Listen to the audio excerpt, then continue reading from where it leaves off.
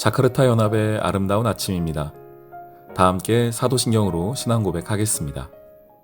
전능하사 천지를 만드신 하나님 아버지를 내가 믿사오며 그 외아들 우리 주 예수 그리스도를 믿사오니 이는 성령으로 잉태하사 동정녀 마리아에게 나시고 본디오 빌라도에게 고난을 받으사 십자가에 못 박혀 죽으시고 장사한 지 사흘 만에 죽은 자 가운데서 다시 살아나시며 하늘에 오르사 전능하신 하나님 우편에 앉아 계시다가 저리로서 산자와 죽은 자를 심판하러 오시리라.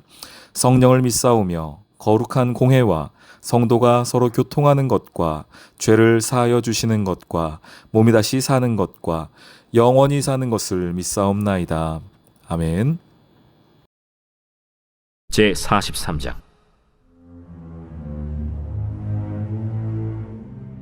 그 땅에 기근이 심하고 그들이 애굽에서 가져온 곡식을 다 먹으매 그 아버지가 그들에게 이르되 다시 가서 우리를 위하여 양식을 조금 사오라. 유다가 아버지에게 말하여 이르되 그 사람이 우리에게 엄히 경고하여 이르되 너희 아우가 너희와 함께 오지 아니하면 너희가 내 얼굴을 보지 못하리라 하였으니 아버지께서 우리 아우를 우리와 함께 보내시면 우리가 내려가서 아버지를 위하여 양식을 사려니와 아버지께서 만일 그를 보내지 아니하시면 우리는 내려가지 아니하리니 그 사람이 우리에게 말하기를 너희의 아우가 너희와 함께 오지 아니하면 너희가 내 얼굴을 보지 못하리라 하였음이니이다. 너희가 어찌하여 너희에게 또 다른 아우가 있다고 그 사람에게 말하여 나를 괴롭게 하였느냐? 그 사람이 우리와 우리의 친족에 대하여 자세히 질문하여 이르기를 너희 아버지가 아직 살아계시느냐 너희에게 아우가 있느냐 하기로 그 묻는 말에 따라 그에게 대답한 것이니 그가 너희의 아우를 데리고 내려오라 할 줄을 우리가 어찌 알았으리이까? 유다가 그의 아버지 이스라엘에게 이르되 저 아이를 나와 함께 보내시면 우리가 곧 가리니 그러면 우리와 아버지와 우리 어린 아이들이 다 살고 죽지 아니하리이다. 내가 그를 위하여 담보가 되오리니 아버지께서 내 손에서 그를 찾으소서. 내가 만일 그를 아버지께 데려다가 아버지 앞에 두지 아니하면 내가 영원히 죄를 지리이다. 우리가 지체하지 아니하였더라면 벌써 2번 갔다 왔으리이다. 그러할진대 이렇게 하라. 너희는 이 땅의 아름다운 소산을 그릇에 담아가지고 내려가서 그 사람에게 예물로 드릴지니 곧 유향 조금과 꿀 조금과 향품과 모략과 유향나무 열매와 감복숭아이니라. 너희 손에 갑절의 돈을 가지고 너희 자루 아귀에 도로 넣어져 있던 그 돈을 다시 가지고 가라. 혹 잘못이 있었을까 두렵도다. 내 아우도 데리고 떠나 다시 그 사람에게로 가라. 전능하신 하나님께서 그 사람 앞에서 너희에게 은혜를 베푸사 그 사람으로 너희 다른 형제와 베냐민을 돌려보내게 하시기를 원하노라. 내가 자식을 잃게 되면 이르리로다. 그 형제들이 예물을 마련하고 갑절의 돈을 자기들의 손에 가지고 베냐민을 데리고 애굽에 내려가서 요셉 앞에 서니라. 샬롬, 자카르타 연합의 아름다운 아침입니다. 요셉의 이야기가 계속되고 있습니다. 좀 더 구체적으로 말한다면 야곱의 족보였죠. 그래서 요셉의 이야기뿐 아니라 요셉의 형들의 이야기도 함께 성경은 기록하고 있습니다. 물론 그 주인공과 중심은 요셉이 있습니다. 오늘 형들이 요셉을 만나게 되는 장면을 보게 되는데 그 중에 한 인물, 형들 중에 한 인물을 등장시키고 있습니다. 바로 유다입니다. 형들이 와서 아버지 야곱에게 말합니다. 애굽에 있는 그 총리가 다시 음식을 사러 올 때에는 너희의 동생을 데리고 오라고 했다고 말이죠. 그 동생은 베냐민을 뜻했습니다. 아버지 야곱 입장에서는 형 요셉을 잃은 것도 가슴 아픈 일인데 그 동생이었던 베냐민까지 잃을까봐 전전긍긍하고 있습니다. 바로 그때 유다가 나섭니다. 8절 말씀에 유다가 그의 아버지 이스라엘에게 이르되 저 아이 동생 베냐민입니다. 저 아이를 나와 함께 보내시면 우리가 곧 가리니 그러면 우리와 우리 아버지와 우리 어린아이들이 다 살고 죽지 아니하리다. 자, 그 다음 보시면은 내가 그를 위하여 담보가 되오리니 아버지께서 내 손에서 그를 찾으소서. 내가 만일 그를 아버지께 데려다가 아버지 앞에 두지 아니하면 내가 영원히 죄를 지리이다. 무슨 얘기입니까? 내가 이번에 동생 베냐민 데리고 가는데 혹시 다음에 돌아올 때 베냐민을 데려오지 못하면 내 생명을 대신하겠습니다. 라고 이야기하고 있습니다. 누가요? 유다가 이야기하고 있습니다. 여기서 여러분 중요하게 보실 단어 하나가 등장합니다. 9절 말씀에 나오는 담보라는 단어입니다. 담보. 담보가 뭡니까? 맡겨둔 것이죠. 그래서 혹시 일이 잘못되면은 담보를 가지고 가는 것입니다. 책임 소재가 이 담보에 있는 것을 볼 수가 있습니다. 그런데 누가 지금 담보 역할을 자청했다고요? 유다입니다. 자, 우리가 구약 성경 모든 인물들이 다 예수님과 연결된다라고 할 수는 없으나 특별히 유다 같은 경우는 그의 삶의 어느 한 부분은 예수님의 모습이 조금씩 묻어 있고 우리에게 힌트를 주고 있습니다. 예수 그리스도 메시아에 대한 힌트 말이죠. 특별히 유다 같은 경우는 더더욱 그렇습니다. 왜요? 예수님이 누구의 후손입니까? 우리가 지금 계속 요셉의 이야기를 보고 있으니 예수님이 요셉의 후손이라고 생각하기 쉬운데 그렇지 않다고 했죠. 누굽니까? 유다의 후손이에요. 그런데 그 유다의 후손으로 오신 예수 그리스도는 우리의 영원한 담보, 우리의 영원한 보증이 되어 주셨습니다. 마치 오늘 유다가 그의 아버지 이스라엘에게 내가 담보가 되겠습니다 라고 했던 것과 똑같이 말이죠. 말씀 한번 찾아보겠습니다. 히브리서 7장 22절 말씀에 이렇게 말을 해요. 보세요, 여러분. 히브리서 7장 22절. 이와 같이 예수는 더 좋은 언약의 보증이 되셨느니라. 아멘. 보증. 앞에서는 담보. 같은 뜻이죠. 같은 이야기입니다. 그 일이 혹시 잘못되면은 보증인이 책임지는 거 아닙니까? 담보가 그것을 대신하는 거 아닙니까? 근데 예수님이 우리의 더 좋은 언약의 보증이 되어 주셨답니다. 생명의 보증이 되어 주셨고 우리의 구원의 보증이 되어 주셨다라고 이야기하고 있습니다. 성경을 읽을 때, 특별히 구약 성경을 읽을 때에 저 같은 경우는요. 그 안에서 예수님을 찾아가는 것이 참 즐겁고 재미가 있습니다. 구약은 정말 그런 재미가 있습니다. 오늘같이 유다가 담보라고 이야기하네. 이것이 신약에서 어떻게 예수님과 연결이 되지? 히브리서에서 예수님이 영원한 보증이라고 하셨구나 라고 연결시키는 것. 그래서 성경을 읽을 때에는 구약과 신약을 따로따로 읽는 것이 아니라 통으로 읽어내는 겁니다. 그리고 그 관통하는 렌즈, 관통하는 주제는 예수 그리스도라는 주제를 가지고 구약에서 예수님을 찾아서 신약과 대비해 보는 것이죠. 신약과 연결시켜 보는 것입니다. 여러분, 예수님께서 우리의 영원한 담보가 되어 주셨습니다. 보증이 되어 주셨습니다. 그렇기에 우리는 더 이상 우리의 구원의 문제에 있어서, 우리의 죄의 문제에 있어서 고민할 필요가 없습니다. 왜? 예수님께서 우리의 영원한 담보, 영원한 보증이 되어 주셨기 때문이죠. 오늘도 그분께 감사하며 그분 앞에 사랑을 고백하며 주님께서 허락하신 새로운 나의 삶을 기뻐하며 감사하며 힘있게 살아내는 우리 사랑하는 성도님들 되시길 주님의 이름으로 축원합니다. 아멘. 오늘의 기도. 예수님, 주님의 사랑과 희생이 아니면 우리는 구원받을 수 없는 존재입니다. 죄와 사망의 무거운 짐 아래서 종으로 살다가 영원한 죽음에 갇혔을 우리. 더 좋은 언약의 보증이 되신 예수님의 십자가 사랑으로 우리가 살게 되었습니다. 그 은혜 감사하며 살아가길 원합니다. 예수님의 이름으로 기도합니다. 아멘.